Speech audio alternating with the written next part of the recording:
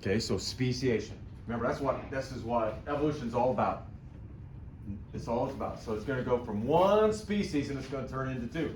Just like lions and tigers. See, remember, they're diverging, so they're in divergent evolution, but at one time they were one unique species. But now something has isolated them, and they started that development into speciation. Now, this has been a favorite topic of ours right here for like a week or so. Check it out. You got 3 different species of elephant kind of animals. Probably, I'm going to guess maybe a mastodon. Here's an African elephant. This is the only one that's still alive. And then there's the mammoth. This is the one they're trying to bring back, the species. I think it'd be cool. I'd be on board with it. And I was able to see one of those in a museum in Missouri. And it was a model. Wasn't obviously the same thing. And so they're huge. I mean, they're scary huge. We're talking maybe 18, 20 feet, top of the head. But look how much bigger it is than an African elephant. African elephant wouldn't stand a chance against it. But over time, elephants have got isolated. This one formed. Another one got isolated. This one formed. Another one got, and that's how it works. So under speciation, it's all about isolation. Write that down. It's all about isolation. We don't think of isolation as good, but in this case, it is. So speciation, all about isolation, and it's just the development of new species. Now look, here's a family history of elephants. Family history. So here's the 2 that are alive today. Everything else from my hand down, they're dead. But this is the original ancestor of all the elephants right here. Okay? Now, something happened. See where it breaks off right here? That means that thing became isolated and it turned in to one of these 2, and then it got isolated and it turned in. You see how it's working? And so from here to here, you can see all the offshoots. So there's a mammoth, mastodon here. And see this little lonely guy here? It's probably about the size of, I would say a pig. If I remember, it's about the size of a pig. And so it is as far away from the modern elephants as possible. And when that happens, when this is the least related ancestor, that's called an outgroup. An outgroup. You're going to need to know that today. So here's the outgroup. You always compare it to the modern ones, to the most ancient. That's the outgroup. Okay, so it's all about isolation. Now, there's lots of ways things can be isolated. But usually, when they become isolated, that means they can't mate.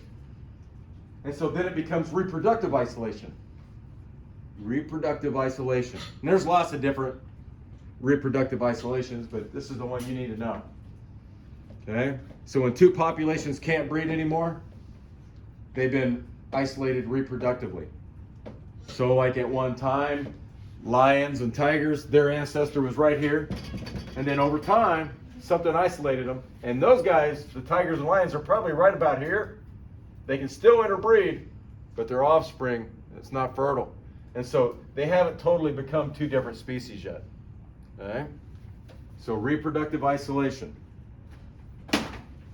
Cool to think about. And you think, well, what causes reproductive isolation? Okay, well, behavior.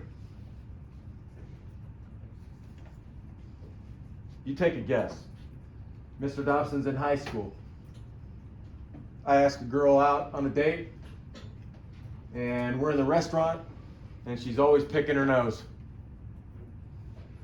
What would be your first reaction? Say, you're done. You're going to go. Now, there are some people say, oh, true love. That's going to be my wife one day. You know, there might be a few of you, Oscar. But hey, if you're like me, you're going to say, you know what? Date's done. Girls, same thing. What if you sit down at the dinner table and the guy that you don't know, you just met, and you're like, wow, he's pretty hot, he's pretty cool. Next thing you know, he's got his finger halfway up his nose and he's pecking it. And you're going to say, like, dude, see you later. Now, the funny thing is, everybody in this room picks their nose, but we don't do it in public. We do it, well, unless you have a brother or sister. They do it, and they might do crazy things. But anyway, you get the idea. So that's a behavior that would not draw us together. Now, in behavioral isolation, it's almost the same thing except without the nose picking. So check out the birds. They are totally physically identical. Physically identical. There's not a professional, what they call birders, people who watch birds, that could tell them apart by look. There's the western meadowlark and the eastern meadowlark. We have them in Indiana. Here's the eastern, looks just like the western. We're just really lucky we have both. I've seen one, but I don't know which one. I've heard this one, but I don't think I've ever heard the western. Now, here's the thing. You would think, oh yeah, they're gonna mate. Well, they could. They're the same species, and their young would be fertile, but they sing for their mate. And so if this one flew next to this one, and it started singing, this one would go, holy cow, you can't sing. That's like, you know this. You'd be going, whew. So for some strange reason, they got isolated just long enough that before they overlapped, that the singing is different. So you could hear this one and hear this one, they wouldn't even sound the same. That's crazy. And so they're already, you know where the lion and the tiger split off, that one little spot? This is where these guys are at right now. Okay? And as time goes on, they're going to become two different species. This bird might get taller, shorter, different color. That one could be taller, shorter. Who knows? Who knows what's going to happen? But this is behavioral isolation. So it leads to reproductive isolation. Here's another thing that leads to reproductive isolation. Geographic isolation. Easiest one. Easiest one. Some birds don't like flying over oceans, remember? And so the only way you're ever going to get them out in open water is if they hit a storm, and the storm blows them out there, and then they have no choice but to fly. Some don't like crossing rivers. Some can't cross mountains. These are geographical, like on the Lumpties, right? The continent split, ocean formed. Next thing you know, they're isolated, and they start their journey to become two different species. They're in speciation. And so natural berry stops interbreeding. See this thing where I said an example of California salamander? Picture the state of California. Way up here. You looking? If this is up Northern California, there's a salamander up here that's the parent to all the salamanders in California. And what happens is, as it migrated south, some went to the east, some went to the west. They stayed out of the middle valley because there's just no place to hide there. And then by the time they got to Southern California, they look really different, but they're the same species. They could interbreed, they could have young that was fertile, but like the birds, they're on their way. They're on their way.